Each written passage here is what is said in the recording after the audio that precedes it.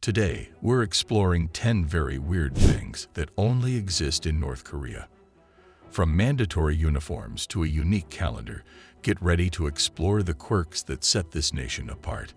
This topic is fascinating because it uncovers unique aspects of North Korean culture and society that are quite different from what we're used to.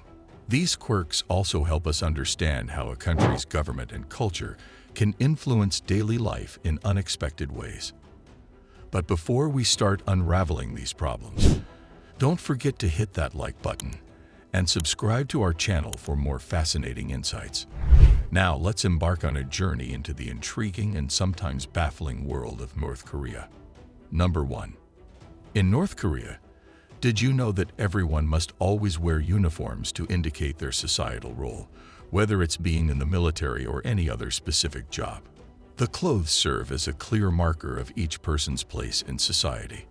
This practice reflects the country's strict expectations for citizens to conform to specific roles and behaviors. The uniform requirement is a visible way of enforcing societal norms and reinforcing a sense of order. It simplifies social identification, making it immediately apparent what someone's role is based on their attire. This contributes to a highly controlled environment, where individuality is subordinated to the collective expectations of the state. The enforced uniformity is a tangible expression of the broader theme of conformity in North Korean society. Number 2. In North Korea, every home must have a picture of the leader, and there are strict rules about how it's shown. This is a big deal because it shows how much respect and control the government expects from its citizens. Imagine having a rule about where and how you display a photo in your own house. It's not just a decoration. It's a symbol of loyalty and obedience. The government wants to make sure everyone is on the same page, following the same rules, and showing the same level of devotion. This might seem unusual, but in North Korea, it's a way of reinforcing the leader's authority and maintaining a strong grip on the people. Number 3. Citizens in North Korea must attend education sessions that teach and enforce the state's ideology. This requirement highlights the government's significant control over what citizens learn and believe. The mandatory nature of this education means that individuals have little choice but to adhere to what's being taught. It goes beyond imparting information. Rather, it serves as a tool to shape and mold citizens' beliefs and perspectives in alignment with the state's principles. This educational control emphasizes the government's influence on shaping the collective mindset of the population, fostering a unified ideological stance. Overall, the compulsory state ideology education is a key mechanism through which the government extends its control over the thoughts and beliefs of the citizens in North Korea. Number 4. Several countries, including the US, strongly discourage travel to North Korea due to potential risks. The advisory stems from the ease with which visitors can unintentionally violate local laws, resulting in severe consequences. North Korea's legal system may not align with international norms, making it crucial for travelers to exercise extreme caution. Breaking seemingly minor rules could lead to serious repercussions, including arrest and imprisonment. This travel advisory underscores the unique and stringent nature of North Korean laws, urging individuals to prioritize their safety and reconsider travel plans to this highly controlled and regulated nation. Visitors are advised to thoroughly understand and adhere to the strict protocols in place to avoid legal complications and ensure personal well-being. Number 5. Exhibition buildings in North Korea don't have windows, probably for security. Visitors need to follow strict rules, like bowing and giving flowers, to show respect. The absence of windows might be to control what people see or prevent security risks. When visitors comply with the set protocols, it reinforces the regime's authority and emphasizes respect for the state. The act of bowing and offering flowers symbolizes submission and allegiance to the established order. Overall, these measures aim to maintain a controlled environment, restrict external influences, and emphasize obedience to the state, which can be weird for many. If you're finding this video interesting, don't forget to like and subscribe. Number 6. North Korea operates under a one-party system, putting heavy emphasis on its leaders. This means that there is only one political party allowed, consolidating power within a single entity. The leaders, often glorified, contribute to a cult of personality. Portraits and statues dedicated to them are pervasive, reinforcing a worship-like admiration. This intense focus on leaders creates a centralized authority, impacting various aspects of life, from politics to daily routines. The cult of personality extends beyond visual representation, influencing education and public discourse.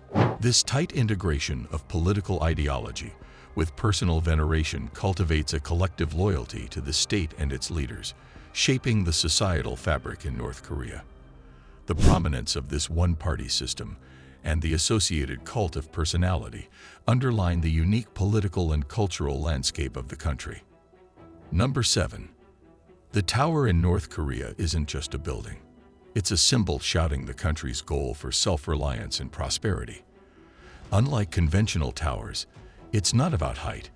It's about politics, economics, and the military doing their own thing. Other countries might find this odd because usual towers don't represent ideologies. They're just landmarks. North Korea's tower doubles as a statement, reflecting a desire for autonomy in everything. This isn't about reaching new heights physically. It's about reaching new heights as a nation by standing alone. While many countries showcase achievements through towers, North Korea uses theirs to declare self-sufficiency. It's like having a national monument that says, "We do it all on our own."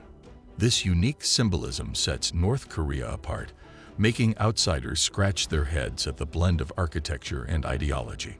Number 8.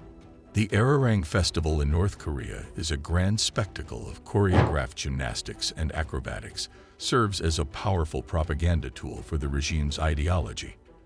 Beyond its artistic display, it reinforces loyalty to the state, celebrating the country's achievements and emphasizing unity. The scale of the festival, involving thousands of performers, shows the regime's control over public expression and the narrative it wishes to portray. The event's meticulous choreography reflects the regime's desire for precision and uniformity in both artistic and ideological aspects of life. This elaborate showcase, while unique to North Korea, might seem weird due to its fusion of artistic expression with political indoctrination. It also shows the regime's influence over cultural events and its use of mass performances for ideological messaging. Number 9. North Korea follows a unique calendar, swapping Jesus' birth year for the country's founder's birth year, emphasizing the cult of personality. This practice can seem weird due to its distinct departure from global calendar norms, reflecting a deliberate effort to shape national identity and distance from external influences. The substitution of a religious figure's birth year with a political leader's birth year highlights the regime's prioritization of its own narrative over broader, internationally recognized standards. This unconventional calendar is also as a symbolic tool that reinforces the leader's significance in daily life and underlining the state's desire for self-reliance and ideological distinctiveness. The calendar also exemplifies North Korea's isolationist approach that diverges from global conventions. Number 10. Juche, the guiding ideology of North Korea, originated in the 1950s under Kim Il-sung's leadership. Rooted in the quest for self-reliance, it promotes the belief that a nation should rely on itself for political, economic, and military success. Juche emerged during a time of post-Korean War reconstruction, aiming to foster national pride and autonomy. However, the ideology has been criticized for its rigid control, often verging on personality cult, with leaders like Kim Il-sung, Kim Jong-il, and Kim Jong-un portrayed as infallible figures. This might be relatively weird because of the extreme measures taken to maintain ideological purity, while restricting external influences and building an isolated society. Wow, that was a wild ride through North Korea. If you found these weird things as fascinating as we did, make sure to give us a thumbs up and subscribe for more eye-opening content. Which of these North Korean oddities surprised you the most? Let us know in the comments below. Thanks for joining us today. And until next time.